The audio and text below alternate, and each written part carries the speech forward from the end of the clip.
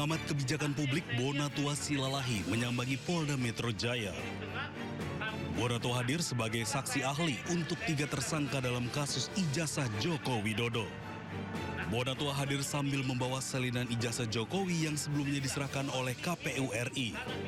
Bonatua menjelaskan penyidik sampaikan 27 pertanyaan kepada dirinya. Salah satunya terkait validasi ijazah yang diteliti Roy Suryo CS. RRT sudah memvalidasi sampelnya, walaupun datangan belakangan ya, walaupun catat ini belakangan, karena saya kan datangnya, sampel itu datang kemarin ya, sementara mereka sudah meliti sejak April. Nah, seperti itu. Jadi itu saja yang saya saksikan, artinya dengan begitu asumsi-asumsi bagaimana penelitian ini, mari kita ikutin bahwa sampel itu boleh dikatakan sudah benar. Sebelumnya, Komisi Pemilihan Umum serahkan salinan ijazah Jokowi kepada Bonatua Silalahi. Salinan dokumen itu akan diserahkan oleh Bonatua kepada masyarakat. Dari Jakarta, Tim Liputan iNews melaporkan. Pemirsa, Presiden ke-7 Republik Indonesia Joko Widodo mendatangi Polresta Solo pada Rabu sore. Ya, kedatangan Jokowi disebut untuk berikan keterangan ke penyidik Polda Metro Jaya dalam kasus tudingan ijazah palsu.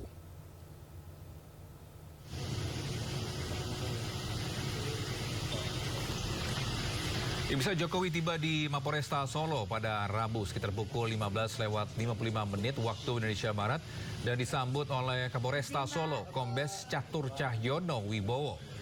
Kedatangan Jokowi ke Polresta Kota Solo ini disebut untuk berikan keterangan tambahan dalam kasus dugaan pencemaran nama baik terkait tudingan ijazah palsu yang dilaporkan ke Polda Metro Jaya. Sebelumnya Kejaksaan kembalikan berkas perkara kasus ijazah ke Polda Metro Jaya dengan 3 tersangka. 3 tersangka tersebut yakni Rosuryo, Rismon Sianipar, dan Tifauzia Kusuma.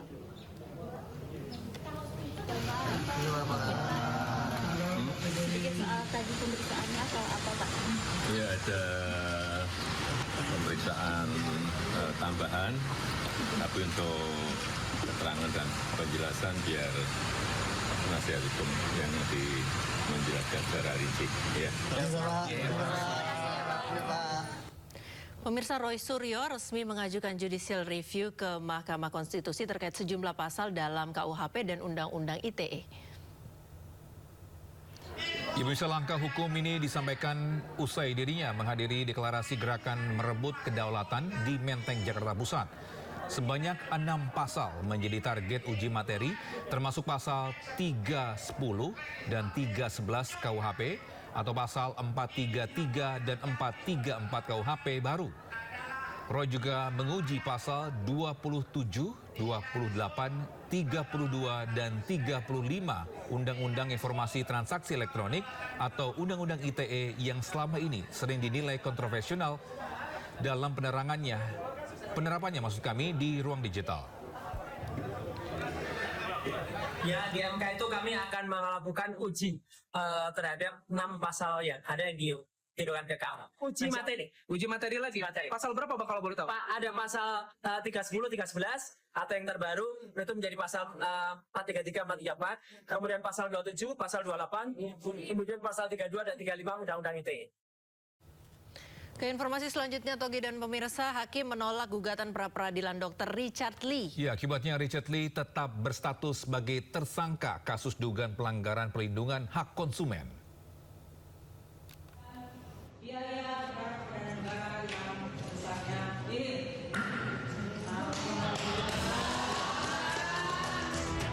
Majelis Hakim Pengadilan Negeri Jakarta Selatan telah memutus gugatan pra-peradilan yang dilayangkan Richard Lee. Gugatan itu dilayangkan sang dokter kecantikan Richard Lee karena keberatan dijadikan tersangka dalam kasus dugaan pelanggaran perlindungan hak konsumen yang dilaporkan dokter detektif atau Doktif ke Polda Metro Jaya. Suasana sidang yang dihadiri Samira Farahnas atau Doktif selaku pelapor pun mendadak riuh.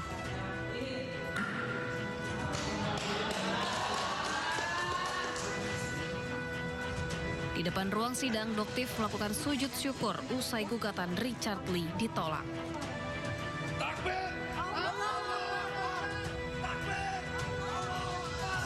Doktif pun kembali mengungkap fakta baru mengenai dugaan Richard Lee yang ingin menawarkan uang damai kepada pihaknya selaku pelapor.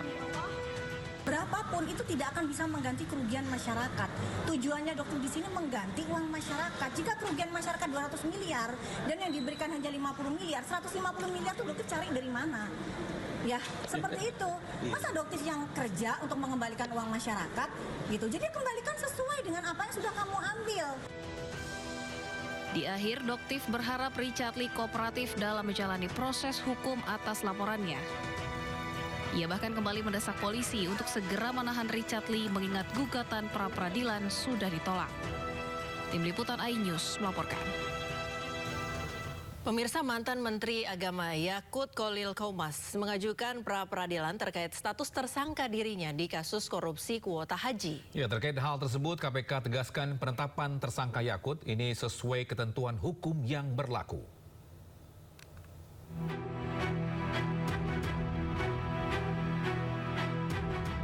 Komisi Pemberantasan Korupsi merespon pra-peradilan yang diajukan mantan Menteri Agama Yakut Kholil Qomas terkait status tersangka dalam kasus dugaan korupsi kuota haji 2024. Juru bicara KPK Budi Prasetyo mengatakan pihaknya menghormati lantaran pra-peradilan tersebut merupakan bagian dari proses hukum pidana. Namun demikian Budi tegaskan penetapan tersangka Yakut sesuai dengan ketentuan hukum acara yang berlaku. Pada prinsipnya pengajuan pra-peradilan merupakan hak setiap warga negara yang dijamin oleh undang-undang dan KPK memandang itu sebagai bagian dari proses uji dalam sebuah sistem peradilan pidana. Namun demikian KPK tegaskan bahwa seluruh tindakan penyelidikan, penyidikan hingga penetapan seseorang sebagai tersangka dalam sebuah rangkaian proses penanganan perkara, semuanya telah dilakukan sesuai dengan ketentuan hukum acara yang berlaku. Sebelumnya, ex-Menteri Agama Yakut Kholil Qomas mengajukan pra-peradilan ke Pengadilan Negeri Jakarta Selatan pada 10 Februari 2026.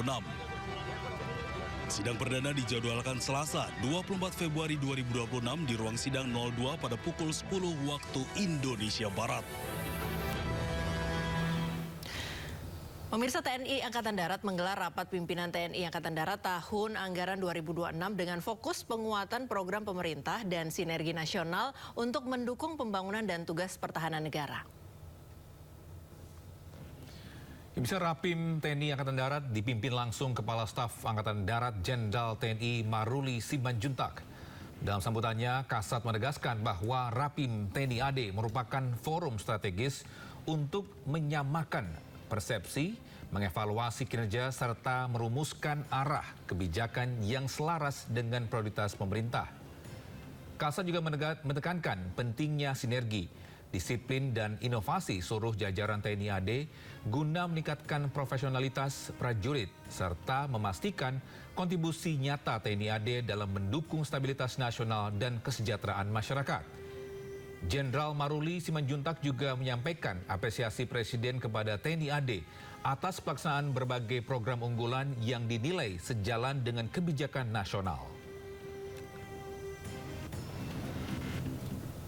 Pemirsa, Kepala Staf TNI Angkatan Darat Jenderal Maruli Simanjuntak mengatakan pihaknya telah menyiapkan anggota TNI untuk dikirim ke Gaza. Ya, menurut Maruli pihaknya telah siapkan 5.000 hingga 8.000 prajurit untuk menjalankan misi perdamaian di Gaza. BOP itu Pak ke... Ya, itu kan masih terus berjalan ya. Jadi kan kami menunggu dari hasil koordinasi ke yang mengkoordinir di Gaza. Nanti ke Mabes TNI nanti ke Mabesat memerlukan personil yang berkarakter apa. Nanti kami siapkan, gitu. Tapi persiapannya sudah jalan, sudah mulai berlatih orang-orang yang kemungkinan kan kita nanti kan jadi perdamaian. Jadi berarti si jeni, kesehatan, yang seperti itu kami siapkan. Jumlah personilnya spesifik akan di Gaza ya Pak, bukan di Lebanon atau lain? Ya, saya belum terlalu ini ya, lebih baik bertanya ke Mabes TNI biar lebih jelas. Kalau kami hanya penyiapan pasukannya saja. Jumlahnya berapa berarti, kira-kira? Ya bisa satu brigade 5.000, 8.000 mungkin. Tapi masih bernego semua, belum pasti. Jadi belum ada kepastian angka sampai sekarang. Gitu. Tapi tahun ini pelibatan TNI dalam Ya belum bisa saya pastikan karena saya tidak ikut itu. Saya bagian penyiapan. Ya. Oke. Pelibatan TNI dalam terorisme. pelibatan TNI dalam pemberantasan terorisme itu seperti apa? Apakah disampaikan oleh pemerintah? Itu biar saja nanti dari Mabes TNI ya, Mabes TNI dari Kemhan biar. Kalau kami kan masih pembinaan Angkatan Darat, jadi kita tidak mengikuti detail apa yang didiskusikan tentang itu. Tapi kalau Bapak melihat gimana Pak, ini kan di banyak. Fakta baru genosida terungkap. Zionis Israel menggunakan bom termobarik atau aerosol dalam serangan ke Gaza. Ya, tetaplah bersama kami di Sindo Today.